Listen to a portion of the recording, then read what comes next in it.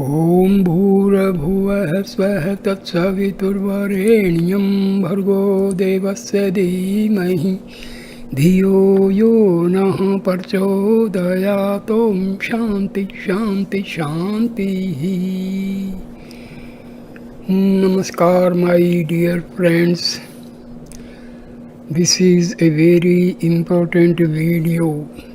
In this video I am giving an interview with Annamalai Swami.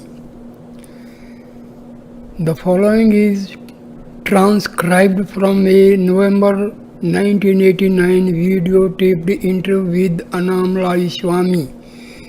J. Raman was the interviewer and James Hartel the videographer.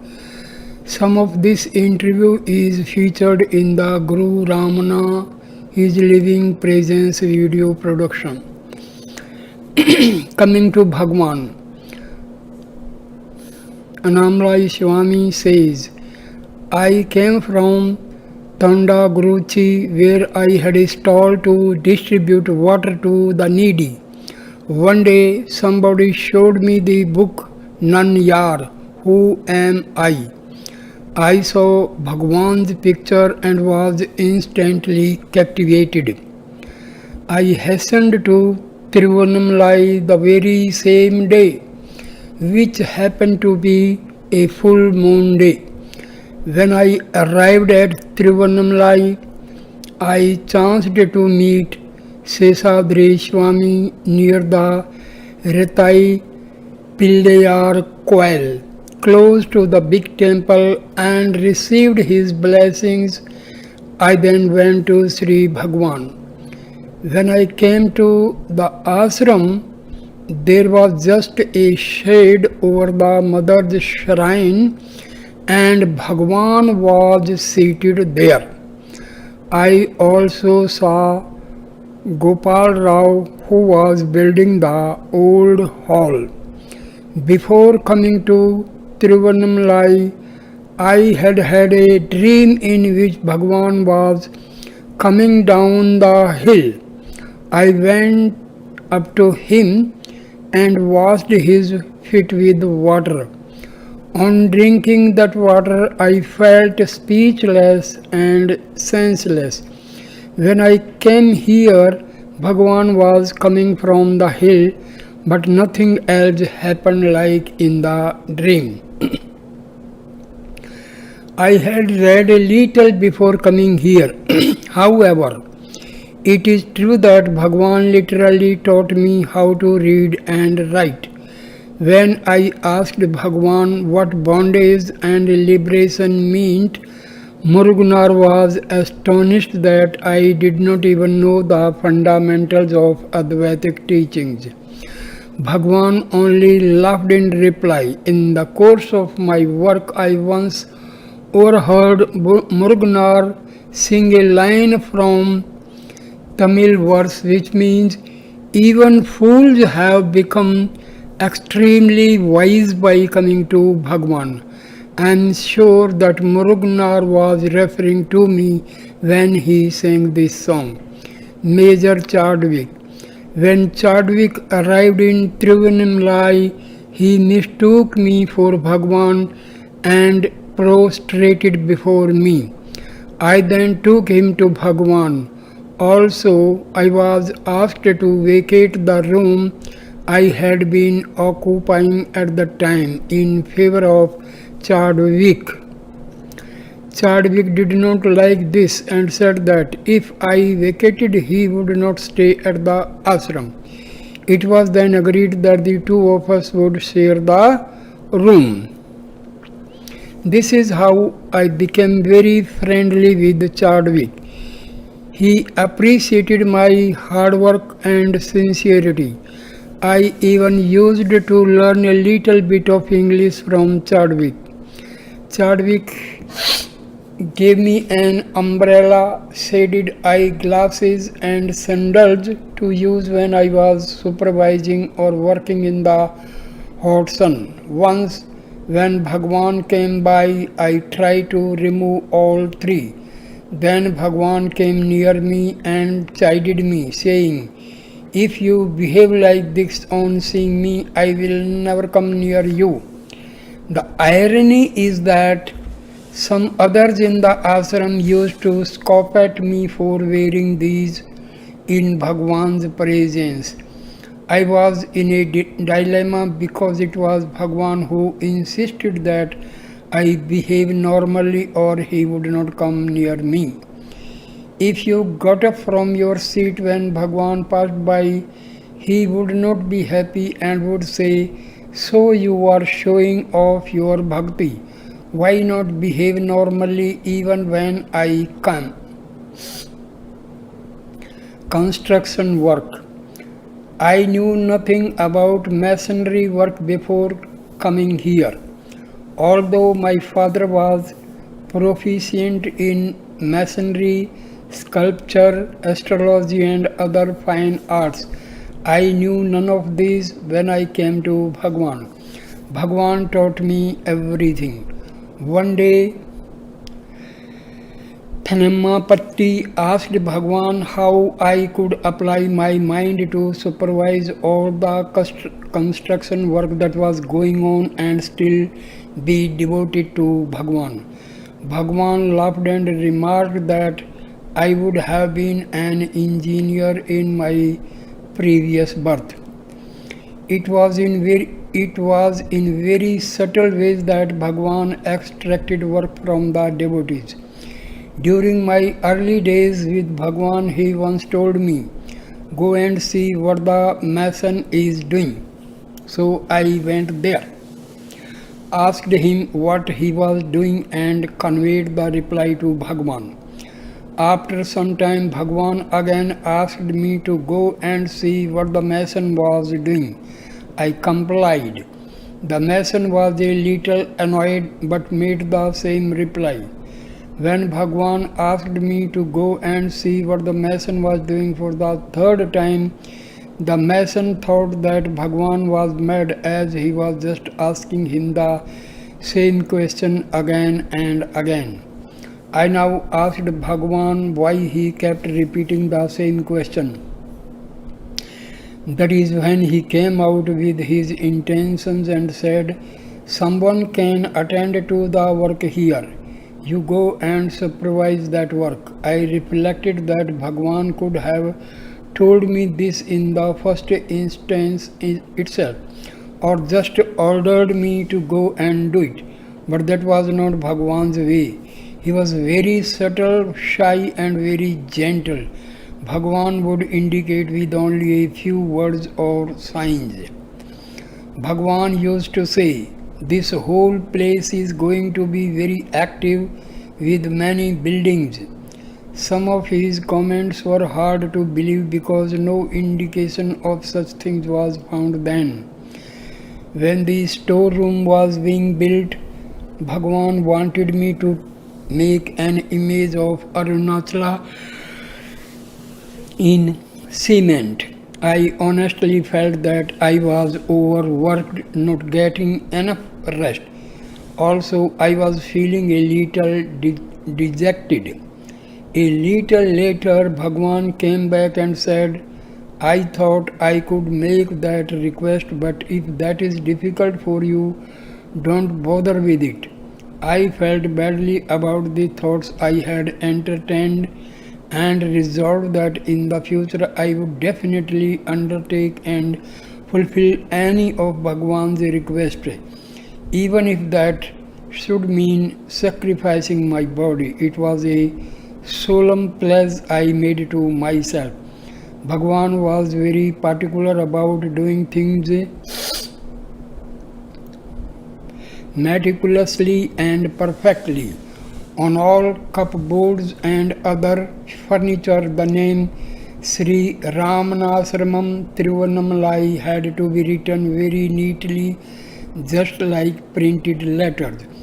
Bhagwan insisted that I should draw the image of Arunachala on the wall of the ashram store. When it did not come out properly, Bhagwan came and instructed me. However, it did not come out the second time as well. Bhagwan once again gave me a few hints and I managed to get it right the third time, and it can be seen at the store entrance even today. The three-dimensional aspect is also visible on account of the cement being plastered accordingly. The same thing happened with the arc of the ashram entrance. Bhagwan would encourage me to take up such work, and whenever I had a difficulty, Bhagwan would come, give hints, and encourage me to do it perfectly. One day I was feeling tired and was reclining against a wall. Bhagwan came up to me and said, "I am afraid to even look at you." I asked him why that should be so. He said, "If I would just look in one direction, you would construct a structure there." This was of course in jest, but it also meant that I could understand Bhagwan's subtle instructions and follow them meticulously. This was great appreciation showered upon me by Sri Bhagwan. Once I was about to construct some steps when Bhagwan came and hit me 3 times. I had been asked to repair some dilapidated steps behind the dining hall.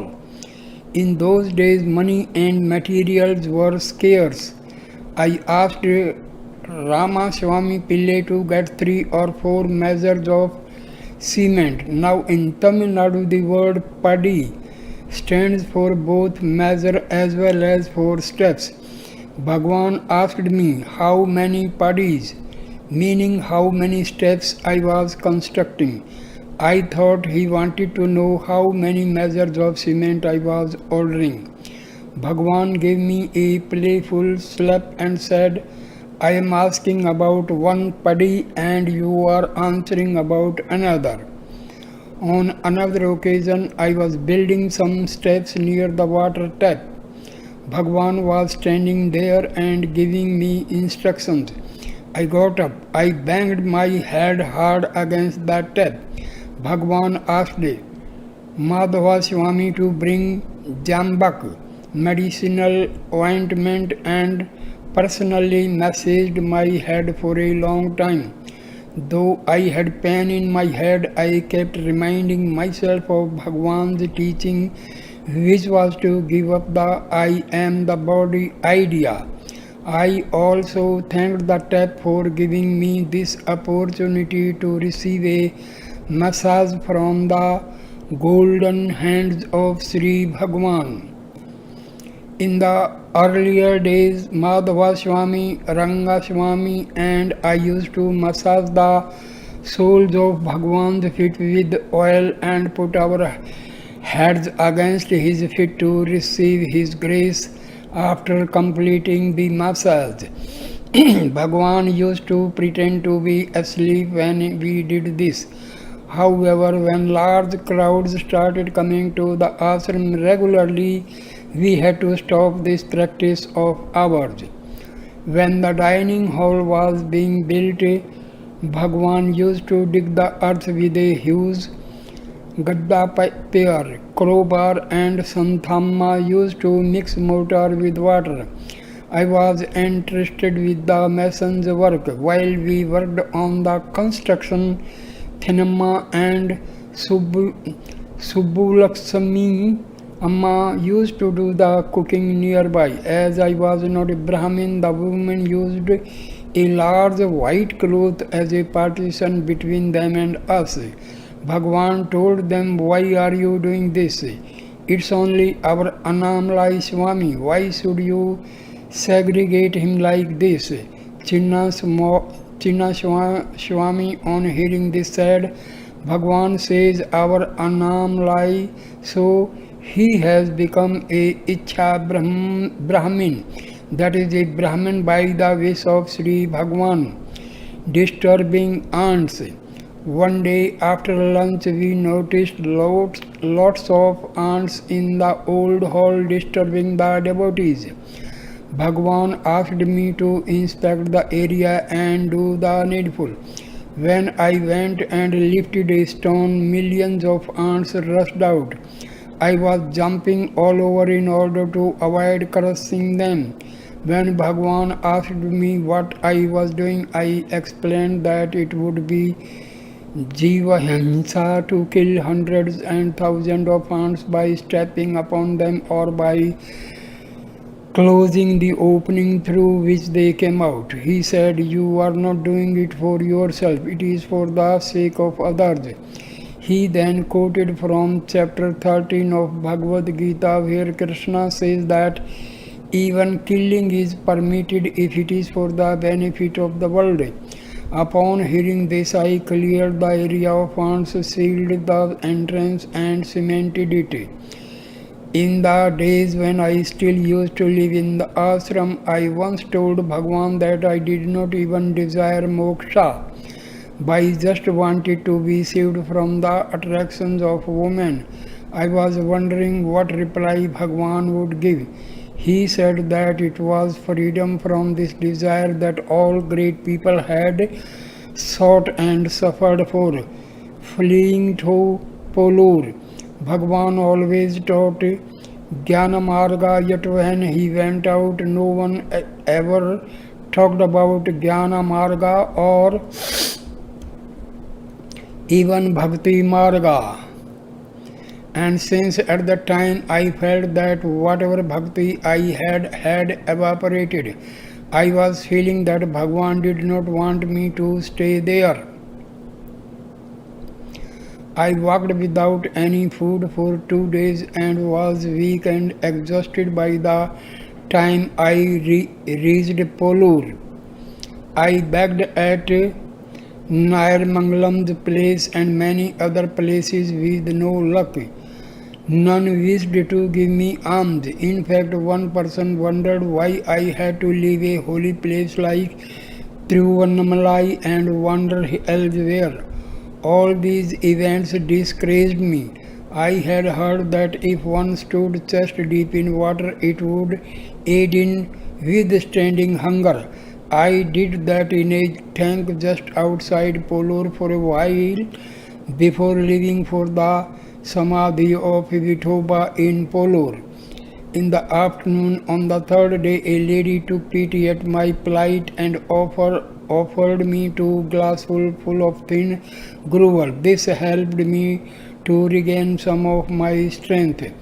I then plucked a little flower in order to toss it up to divine if I should go back to the ashram or leave Bhagwan permanently and go out as a wandering mendicant. The flower tossed up indicated that I should go back to Bhagwan, and I began walking back promptly.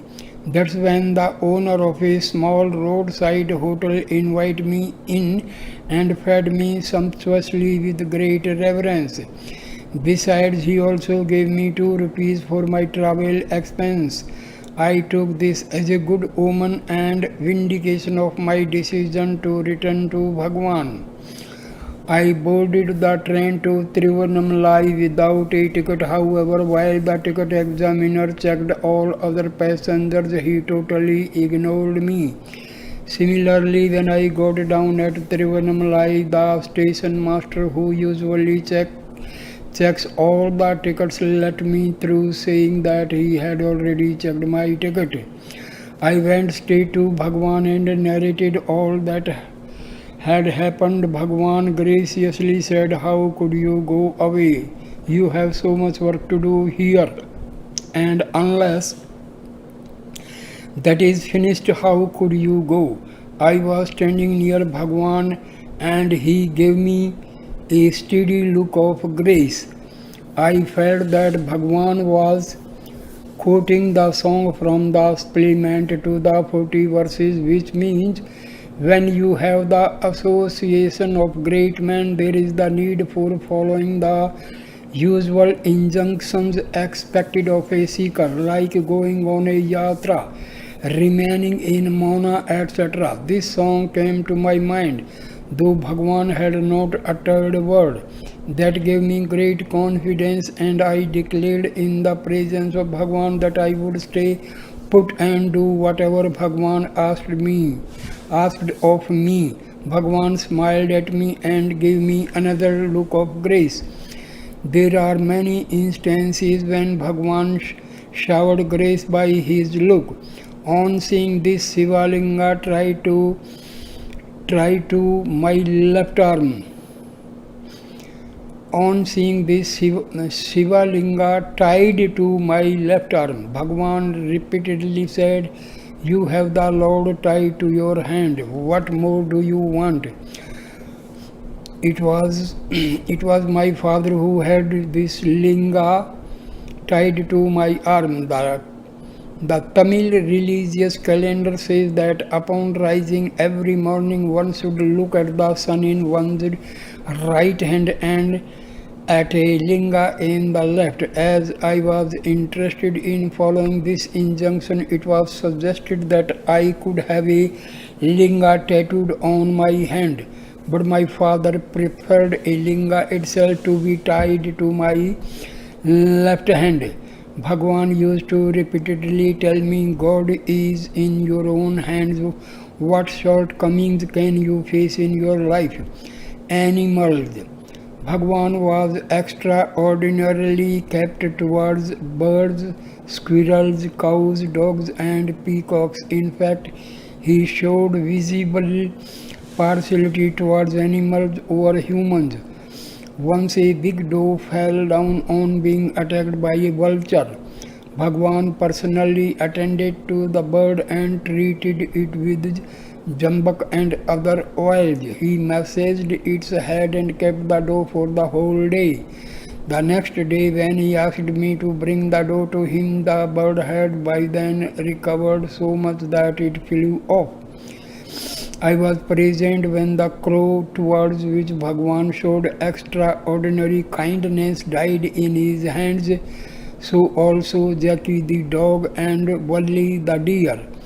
When the Samadhi was being built for Valli, I was very thin and could easily go inside the tiny dome to do the plastering work.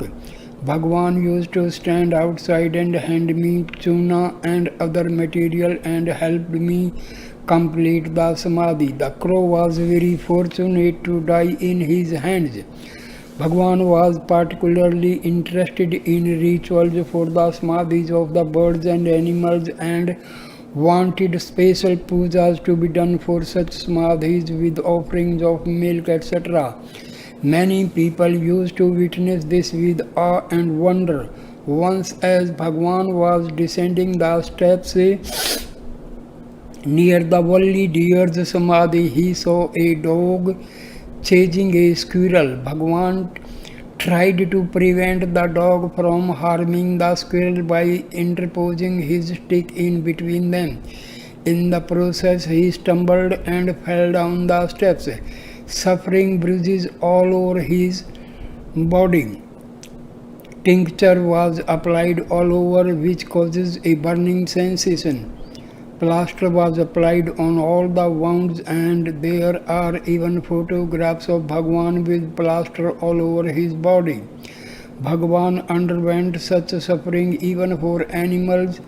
We all have witnessed these phases in Bhagwan's life. Moving to Palakotu. I moved to Palakotu during the time when the dining hall was being built under my supervision. One day Yogi Ramaya was accompanying Bhagwan and told him that I had become very weak from so much hard work and that I should be released from this strain. Bhagwan also said yes, he should be given freedom.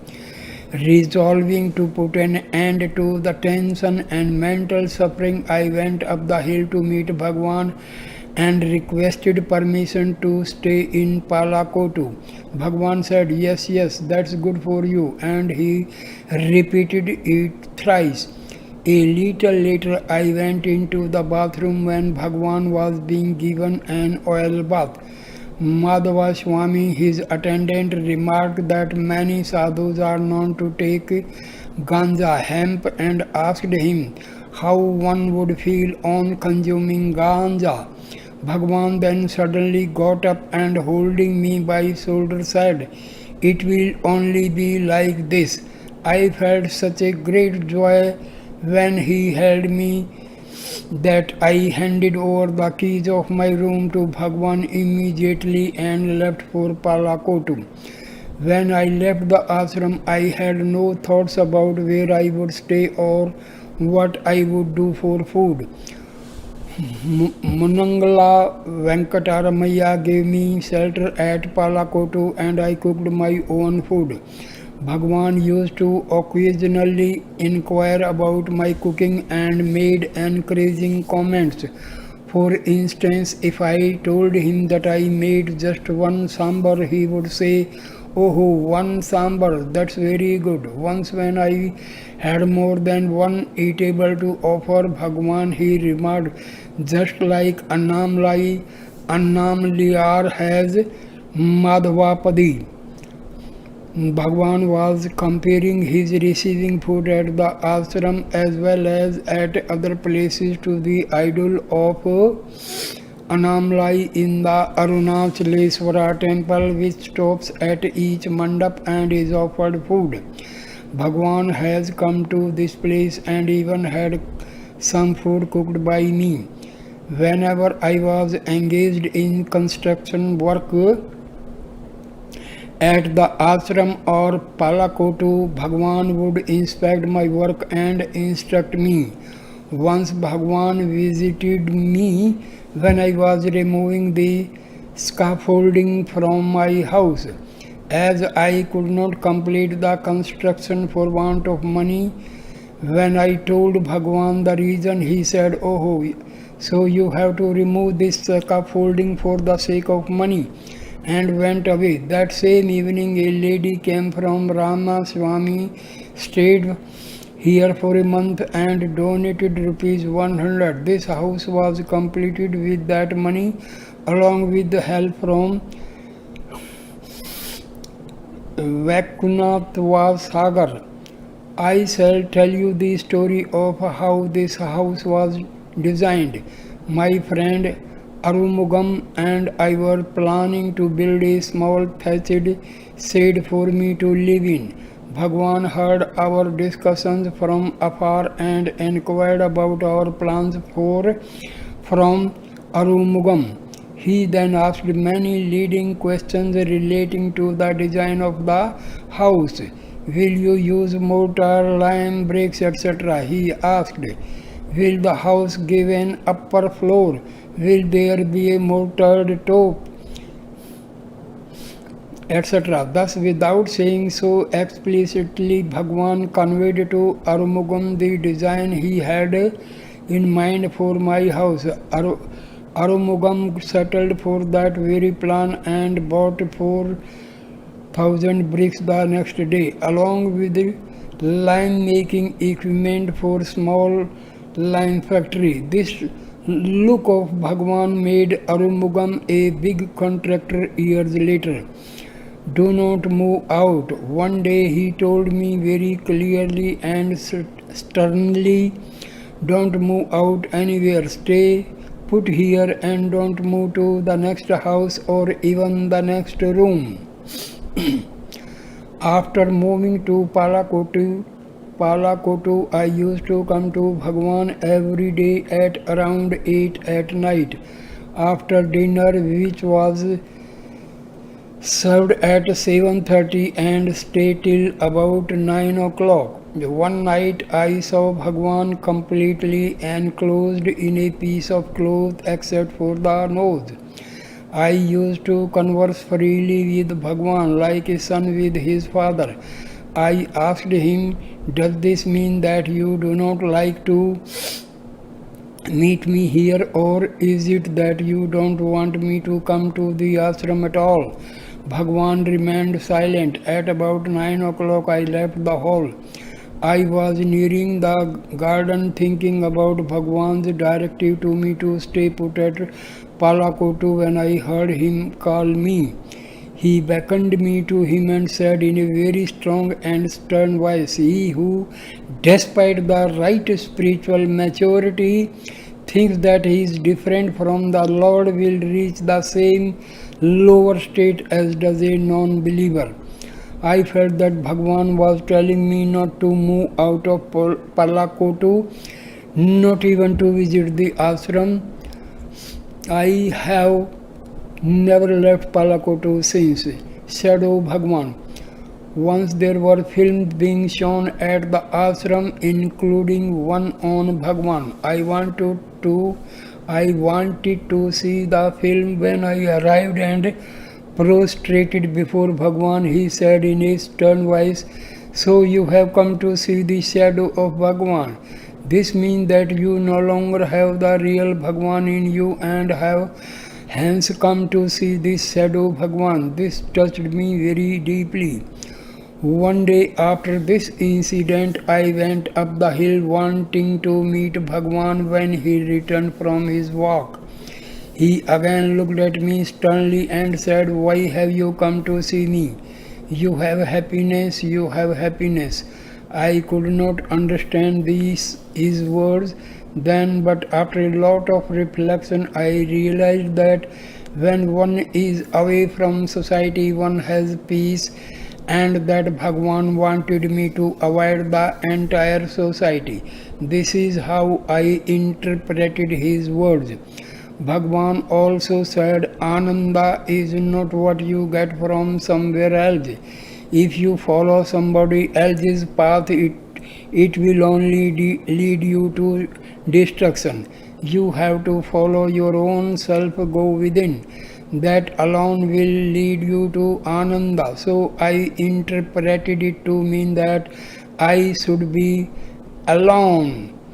So this was the intent of the interview. So thank you, my dear friends, for listening this interview of Annamalai Swami. Thank you. Namaste. Please like, comment and share the video and subscribe the channel. Thanks a lot, my dear friends. Namaskar.